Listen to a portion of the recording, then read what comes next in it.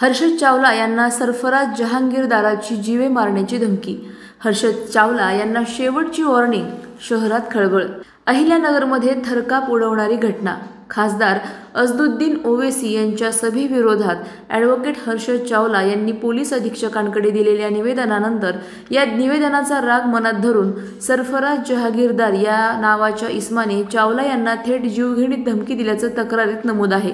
ही शेवटची वॉर्निंग आहे, नाहीतर जीवे मारू, अशी थेट धमकी चावला आणि त्याच्या सहकार्याला देण्यात आल्याने परिसरात खळबळ माजली आहे। हा प्रकार केवळ वैयक्तिक शत्रुत्व नव्हे तर कायदा आणि लोकशाहीला सरळ उघडं आव्हान आहे। या घटनेची नोंद कोतवाली पोलीस ठाण्यात अदाखलपात्र गुन्हा म्हणून करण्यात आली आहे। मात्र सरळ जीवघेणी धमकी दिल्यानंतर फक्त एनसी दाखल करणं पुरेसं आहे का, असा संतप्त सवाल आता नागरिक उपस्थित करत आहेत। संपूर्ण अहिल्यानगर याकडे डोळे लावून बसलंय। सरफराज जहांगीरदारवर कठोर कारवाई होणार का, की राजकीय दबावाखाली हा मुद्दा दाबला जाणार? प्रतिनिधी स्वामी गोसावी, न्यूज 24 घडामोडी, अहिल्यानगर।